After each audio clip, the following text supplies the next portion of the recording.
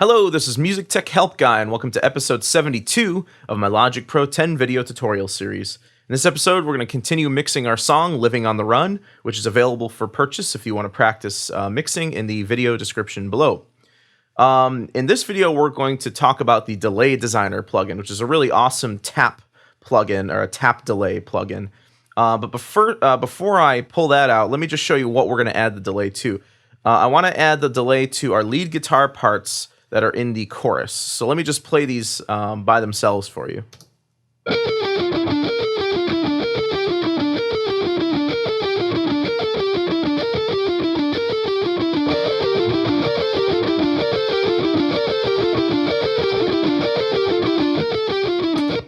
So that's just sort of like a repeating idea that's going on in the chorus. There's a main part up here on top, and then there's a harmony down here. So let me pull up my mixer. In advance, I've already taken my my two lead guitar tracks and created a post-pan bus, or post-pan send on them, rather, out to bus 10, just like I did in the previous episode with reverb. And on bus 10, I have an aux track, and this is where we're going to put our delay. So I've named this guitar delay. So I'm going to solo that. So I just want to hear the lead guitar and the delay. And again, the reason why we're putting them on two separate tracks is that we're able to sort of more easily separate the wet signal from the dry signal. You could, if the only thing that's going to go on this lead guitar track is everything that has delay on it, then you could go ahead and throw the delay on here and just play with the wet and dry settings. But I prefer doing it this way. So. All right, and keep in mind, this bus 4 here, just ignore it. It's just for my screen capture. So, all right. So on my guitar delay track, I'm going to add a plugin under delay. I'm going to add Delay Designer, and I'm going to add it in stereo. So Delay Designer is really cool because it's both a tap delay and a feedback delay. Just so you can sort of understand the difference between the two, feedback delays essentially will create one or two echoes of the original signal, and then you can sort of have the option to feedback the signal back into the circuit, creating additional sort of reiterations of the tap or of the echo. And the higher the feedback, the more that echo is going to be more ambient and more prevalent and duplicated.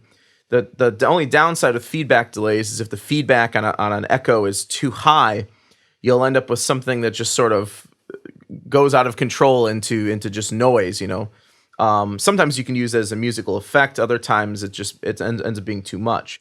With Delay Designer, you can create many taps. Each tap is essentially an echo. So each one of these little lines here I'm creating is an echo of the original signal. Now, the great thing about Delay Designer is that you can choose to have each tap feedback into the circuit if you'd like. So you can sort of take both the element of having a tap delay, which most feedback delays only have one or two taps, and sort of now you've got basically way more taps than you'll ever need, and you can feedback each tap into the circuit to make it sound a bit more ambient and sort of bring that echo out to be more prevalent. So let me go back to just the factory default setting here. And what you start with is just one tap. And that tap is shown as A here. Now, starting in sync mode, and that's generally what you want to use if you want your delays to be synced to the grid. What you can do is you can designate where you want each tap to be musically. By default, what it does is it reads the time signature from your song. In my case, it's 6/4 time. Yours might be 4/4 times. You might have fewer taps or fewer places for a tap to go per measure. But if you grab tap A here, you can move it around, and it will snap to, by default, 16th notes. So each one of these little snaps here is like a 16th note on the grid. Notice that I can't pull it up to the very beginning because that would be pulling us up to where the dry signal is, right on 1. So if I want a 16th note delay, I would put A right here on this first little notch. Now, if you want to change what the grid resolution of your taps is, you can change it right here. Say I want 8th notes instead, and now my taps can only snap to 8th notes. So let me go back to 16. Let me play that for you. Since I have my delay on an aux track and I have the dry signal over here by itself, I'm going to make sure that my wet signal is all the way up and the dry signal is all the way down. So here's what this sounds like just by itself, and then I'll add in our 16th note delay.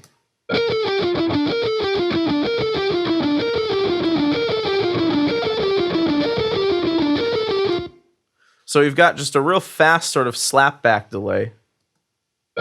Actually, what I'll do for the time being is mute the lead guitar track and then just pull the dry signal up as well. So dry signal alone with the wet signal with our 16th note delay in there.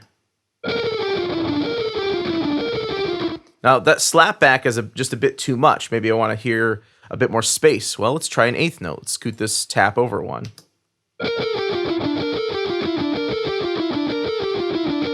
Or maybe I want a dotted 8th note, which is basically an 8th note and a 16th note. Or maybe I want a full beat, 4 16th notes.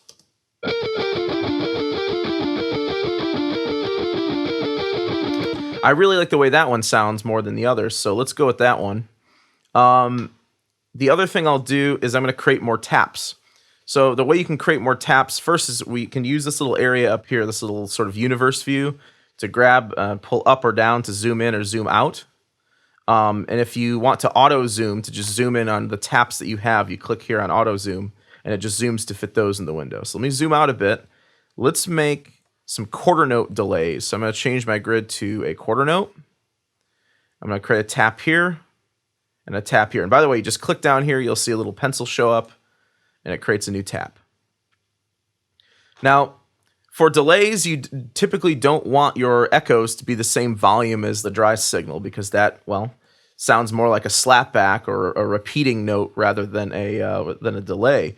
So first I'm going to do is I'm going to pull down the volume on each of the taps, and that's what the blue bar here controls. Now, this only controls volume when you have the level tab up here selected, which by default it should be. So I'll just pull down my first tap a bit, the second one a bit further, and the third one a bit more.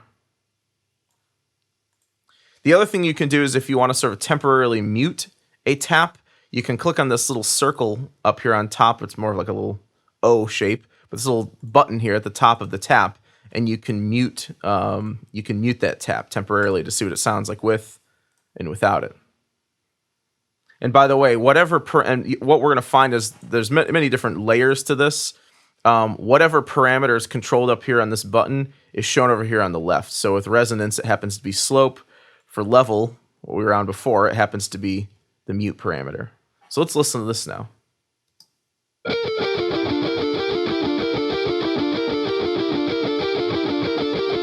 So that's the wet and dry.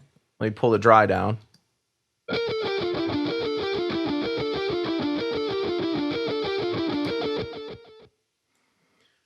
So in that example where if I hit stop, you can really hear each tap be pretty distinguished in the signal.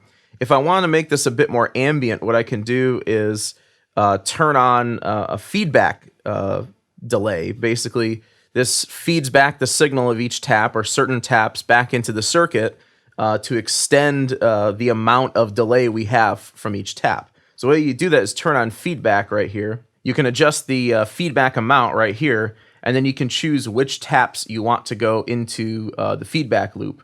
So if I choose tap C, taps A, B, and C are all going to be fed into the feedback loop. So here's what it sounds like with feedback off.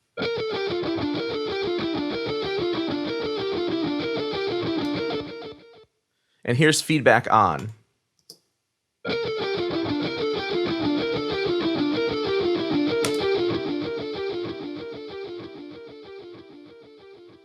So I pressed stop like 3 seconds ago, and we're still hearing the delay tail.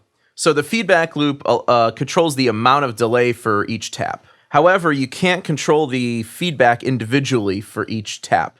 For example, if you wanted feedback to extend out to tap C, that means you're also going to have feedback on tap A and B, so it's successive. Likewise, if I chose tap B, this means that I'm going to have feedback on A, but not on C. So again, it's successive. You can't have feedback on C without A and B, and you can't have feedback on B without feedback on tap A. All right, another thing you can try out is pulling your feedback above 0 dB. What this usually ends up doing is creating a crazy feedback loop that can sort of degrade into noise. So what I'm going to do is I'm going to pull the amount down below 0 and then slowly fade it in.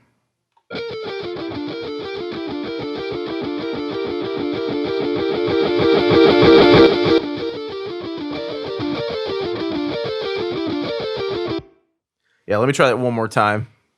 Feedback on, pull this down.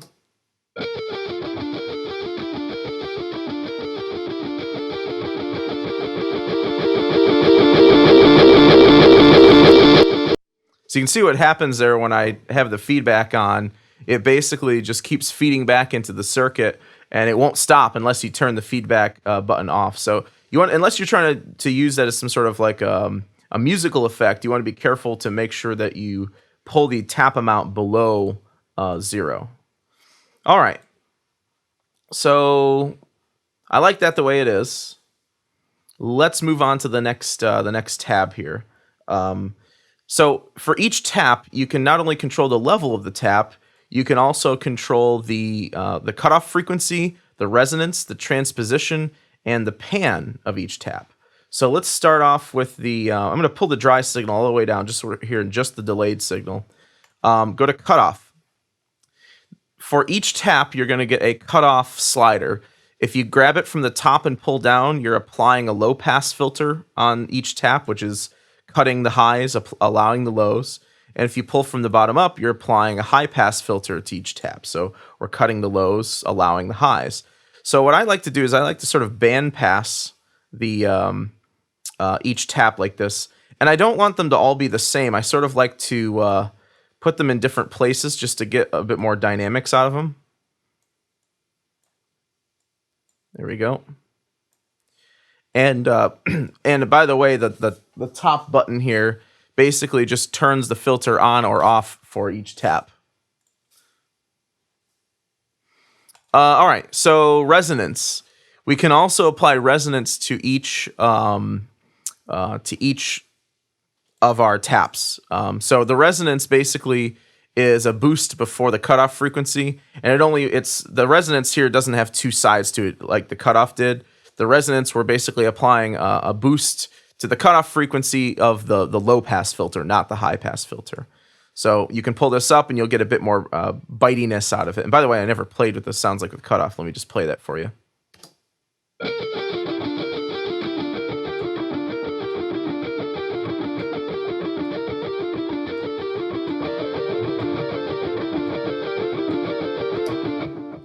So our echoes now are a bit softer frequency-wise than than they were before. So with resonance, if I pull this up, you're going to hear a bit of brightness come back in the taps because we're applying a boost at the cutoff frequency.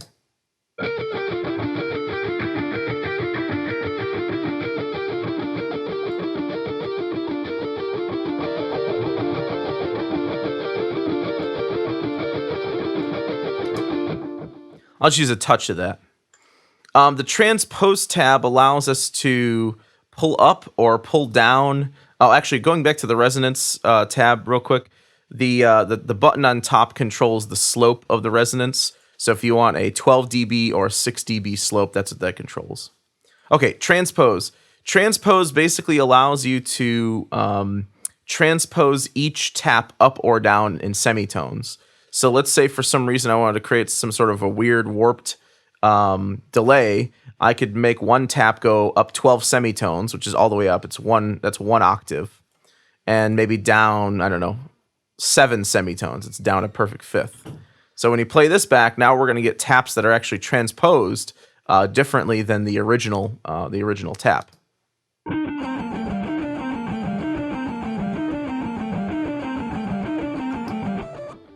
For me, for this, I'm not really going to want to use that unless I really want some sort of warped sounding delay. So here I don't, so I'm just going to leave them all off.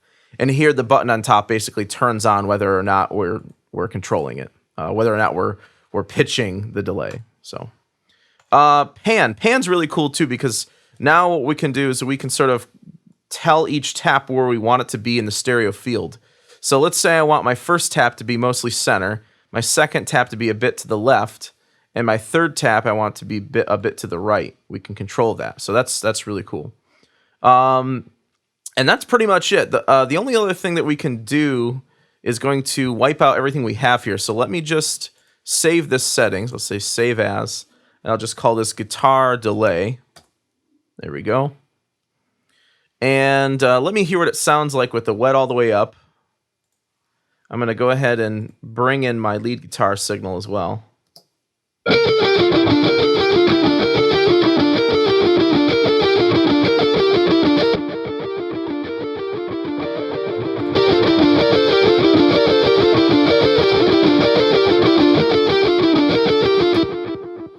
So it's creating a nice sort of ambient but soft tone in the back. You don't notice it as just a noticeable echo. It's more of like a, not like a reverb, but almost just like an ambience that we're putting behind the lead guitar there. And again, this is all because we played with the feedback, we played with the cutoff, we played with the resonance, we played with the level to sort of make the taps less noticeable as just an echo and more of again sort of like a background ambience. All right, the last control I want to show you in Delay Designer is the ability to sort of perform in your taps. You just want to be careful when you use this because you might accidentally delete your current settings. So that's why I saved this as guitar delay. If you click here where it says start, what this will do is it'll actually sort of roll the grid in Delay Designer, and you can click to tap in or create in a tap. Now, this is useful because you can sort of internalize what sort of tapping rhythm you want to hear. So I'm just going to hit start and then just click in sort of a rhythm.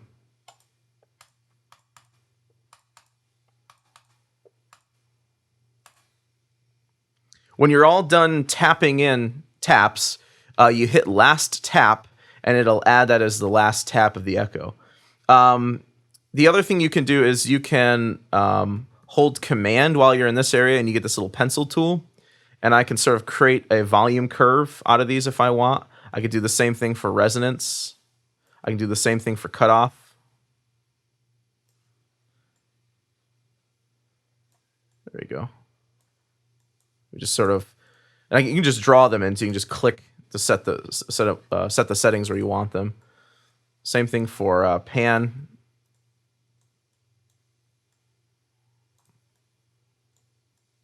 So I'm just sort of creating a random effect here.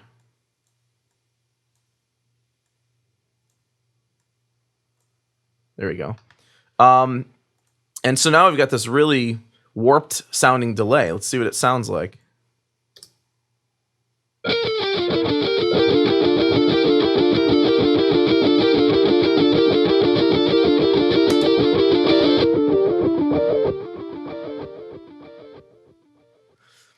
A lot of the presets in Space Designer sort of take on some of the more complex presets, I'll say, sort of take on the character of lots of taps and creating sort of rhythmic ideas from the taps. Other things that you can do is there's some really complex and warped settings where you put this on a loop or an ambience track, and it really sort of brings out the spaciness of, say, like a synth pad or something like that. You throw one of these sort of warped delay patterns. It's nothing that's gonna really sync to the grid very well, but it might be something where it just creates a backing ambience over your synthesizer to sort of bring it out and make it again more ambient sounding. So, all right, so that's the Delay Designer in a nutshell. I hope you enjoyed the video, and thanks for watching.